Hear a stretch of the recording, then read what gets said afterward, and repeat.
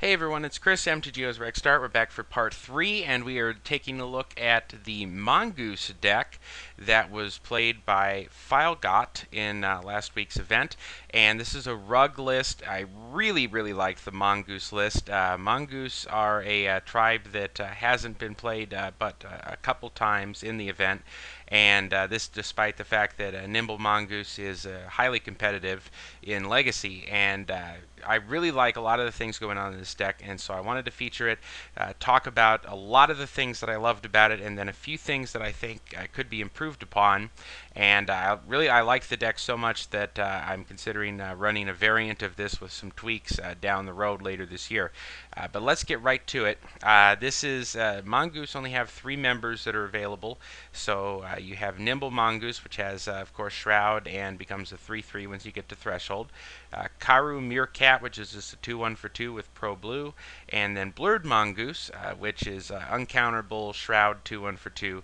And so you have kind of a Shroud thing going on here.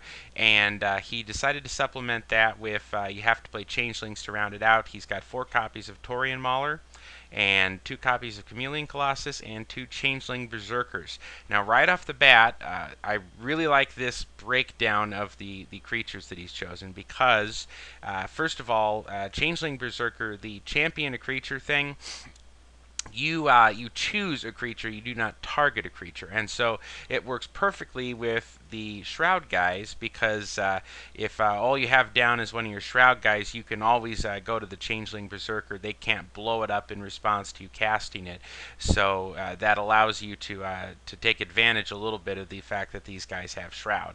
And of course, Shroud is just very good anyways in Tribal Legacy Wars because of the amount of spot removal that everyone plays. So I really like that. Chameleon Colossus is just an always solid finisher. Pro Black is always good to have. And Taurian Mauler is one that I think is just perfect for this kind of deck, where you're trying to drop something very similar to how RUG Delver might play in Legacy, where Nimble Mongoose is played. You're dropping a threat, and then you're trying to back it up with some of this counter magic. And Taurian Mauler is a great one for that because you drop him, you counter their removal spell, he grows bigger because they cast the removal spell, he becomes more and more difficult to remove as the game goes on. So I really like the choice of him there. Now let's see what he's done to complement this. He has 4 Lightning Bolts, 4 Brainstorms, a couple copies of Daze, a couple copies of Fire and Ice, 2 copies of Searing Blaze, and he has Pyrokinesis, 3 Fire Blasts, and 3 Force of Wills. Now, sort of complementing the Threshold theme here with the Nimble Mongoose is the couple Barbarian Rings to try to help finish the opponent off. And one of the things I've done before, you can use these Fire Blast. Fire Blast plus the 2 lands you sack suddenly dumps 3 more cards into your graveyard and can get you to Threshold really quickly out of nowhere just by casting this. And so you can get some real opportunities to blow your opponent out with that.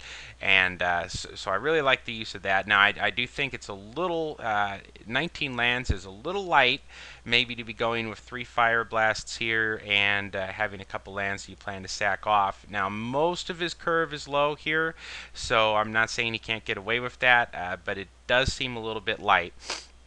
Also, if I had, again, I love this deck, but criticisms I would say, and I believe he acknowledged this in his email to me where he sent me the replays, is that he's got 8...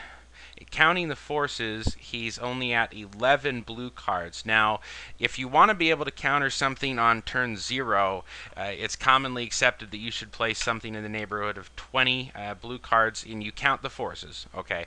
But that's what's commonly accepted, is you play about 20 blue cards if you need to counter something on turn 0. Now, if you don't need to counter something on turn 0, you need to counter something, say, on turn 3 to protect a Taurian Mauler, or turn 4 to, say, be able to play something and protect from a board wipe, then you don't need that many, but it's really considered dicey to go below 16 generally in the Legacy community, and so 11 is definitely on the low end. I would say off the top of my head, cut the 2 Searing Blazes for 2 more copies of Fire and Ice, at least gets you to 13.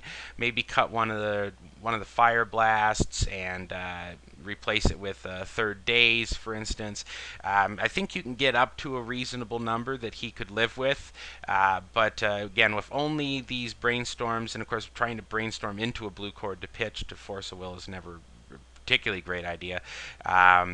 Sometimes you just have to pitch the brainstorm and suck it up if you got to do it. But I think he could get there to a comfortable number to where he could support these Force of Wills. But right now I think it's a little dicey, and I know that's one of the first things I would change. Now he's got the mana base is also something I think that I would want at least one, if not two, tropical islands to support the dazes, especially if I added another one. But he's put himself in a position with 4 taigas and 2 volcanic islands that if he wants to play a nimble mongoose on turn 1 and still be able to daze the opponent's turn 1 play, he's not able to do that. And because that's his only 1-drop that he's ever going to play here is green, you know, Volcanic Island doesn't help him nearly as much. I would want at least 1, if not 2, tropical islands to be able to fetch here. So just out of the blue, those are the things that I would say are an issue with the deck. But overall, I really love this deck. I think he run his first 3 rounds, and then he lost to one of the eventual finalists in round 4. But this way outperformed, and the only previous example of mongooses being played in the event, Ranth had played them, and he had tacked on a combo to the mongooses that didn't have a lot to do with the mongooses. Whereas I think if you're going to play mongooses, this plays into their strengths, and this is the kind of deck that I would imagine playing. Obviously not for the budget, you know, limited budget player. There's a lot of big money cards in here, duels, 3 Force of Wills, even the Daze is a little pricey. But it's a very fun looking deck, and it's something that I think I would like to experiment with later. I just really love the look of this. With some tweaks, it could be a real powerhouse. So let's join me in part 4, where I'm going to take a look at some match replays here from the Mongooses.